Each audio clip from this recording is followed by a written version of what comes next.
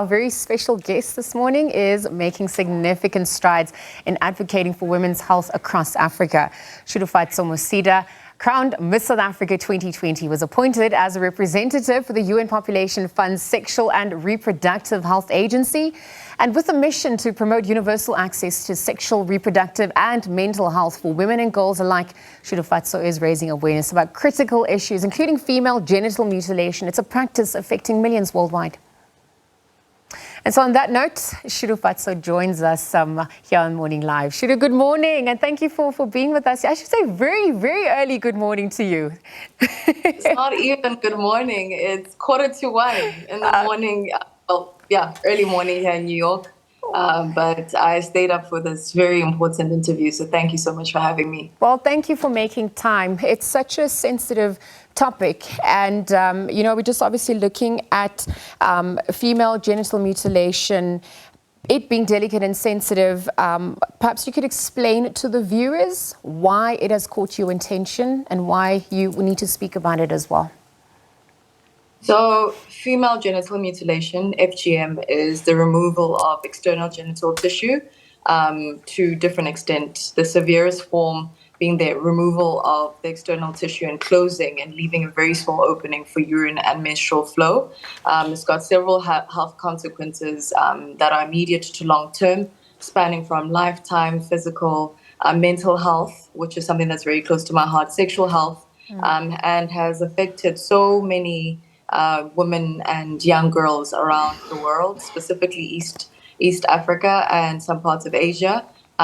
It's been reported that over 200 million girls have undergone FGM. And if we do not reach the SDGs by 2030, 27 million more girls will undergo this harmful practice. It caught my attention because of the work that I do. But I remember a few years ago, I was watching America's Next Top Model, and there was this model, her name is Fatima, and she was talking about female genital mutilation. I didn't know what it was. I didn't even know something like that existed.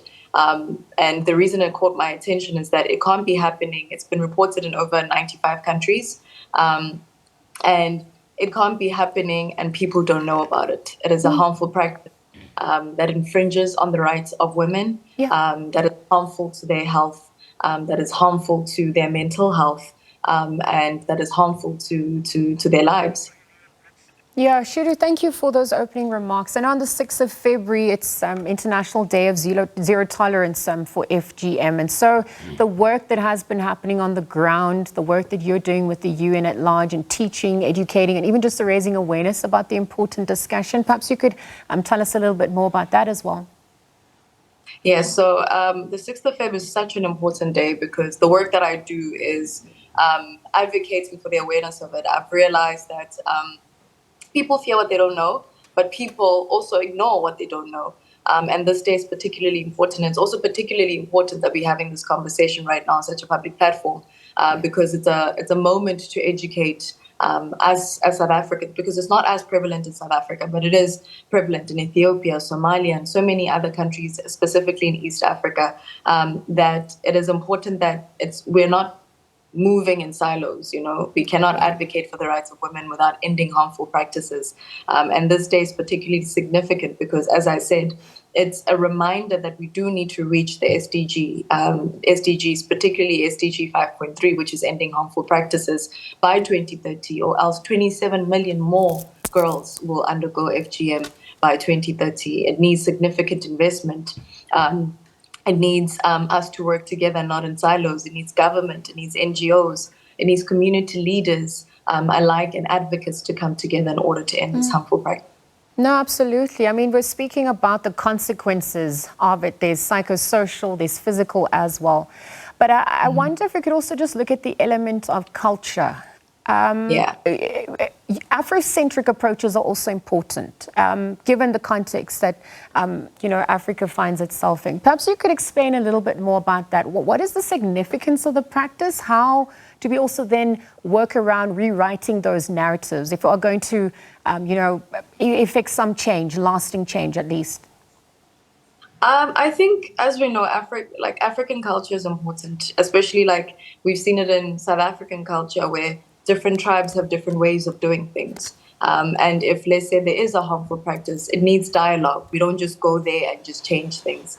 And what the UNFPA does is they engage in community, they engage in community-led initiatives where they have conversations to ensure that community leaders are also involved in this change, because you can't just go to a community and tell them that a cultural practice that they believe in is wrong, whether it's harmful or not, because they will not understand it from that perspective.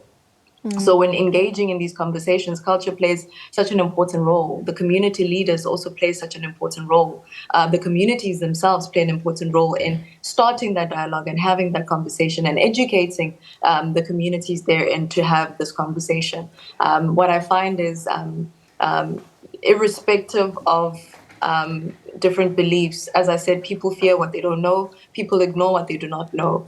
You find that there's a lot of women that have undergone FGM, that have lived through its effects, who are now community leaders themselves, leading community initiatives to ending this harmful practice. That just shows that because they know exactly how to have this conversation. But I was reading an interesting article that was posted on the UNFPA around a community-led initiative in Ethiopia. And this young woman who works with students, high school students, I think grade 11 if I'm not mistaken, who has undergone FGM herself, says vehemently that it's really, really important to engage the community leaders, because they can only do so much if the community is not involved. But for the community to be involved, it needs respectful dialogue and a two-way street kind of dialogue in order to ensure that change is effective and it's sustainable in the long run. Yes. Because it's one thing to say it's wrong, but then those are the communities where these harmful practices occur. No, so absolutely. It needs everyone to be involved. It's nuanced and it, requires a multi-pronged approach. And so thank you for also speaking to some of those success stories on the continent. And I wonder if we could also look at some of the other issues that contribute. I mean, so beyond dispelling some of the narratives associated with it, climate change, food security, disease, even war and famine. I mean, these are realities on the ground for women. How does that also impact, how women's rights are infringed upon, perhaps in relation to the practice of FGM? To be fair, I think there's women are always on the periphery when these things are occurring. Women suffer the most when there's conflicts, because I was actually writing a paper around how women are used as warfare tools in order for points to be taken across. So it's the rights of women need to be at the forefront, because we are not othering them in the sense that it's the rights of women, it's human rights. And when we think of climate change and we think of war and conflicts, women and children are the ones that suffer the most, because they're already marginalized as it is. So when priorities are being regarded, it's so important for gender equity to be reached by 2030 in order to make sure that they are part of the conversation, that they are prioritized in these conversations, that their rights and their health are also prioritized in these conversations. I mean, as I said, a lot of people, including myself until a few years ago, I did not know that FGM was an occurrence in Eastern Southern Africa and some parts of Asia too. But now that I know, you get to realize that if over 230 million girls have undergone this practice, how did we not know about it? That's because there's a list of priorities where women are concerned, but their rights should not be a discussion, because we're talking about human rights. I wanted to delve into the impact of COVID-19 on, the FGM numbers, but we've run out of time. So, Shri, I'm going to have to leave the conversation there. But thank you for staying up and for being part of these pertinent discussions. I know it's part of our agency. We're restoring our agency as a continent, gender equity, inclusivity and equality. And I mean, all these strides against the practice of FGM is going to assist us all. So thank you for joining us. And we're also wishing you all the best of luck. I hope it's not too cold on your side. But former Miss South Africa, Shudufhadzo Musida, this morning chatting to us about mental health for women and girls, of course, also raising awareness about critical issues, including female genital mutilation, a practice affecting millions worldwide.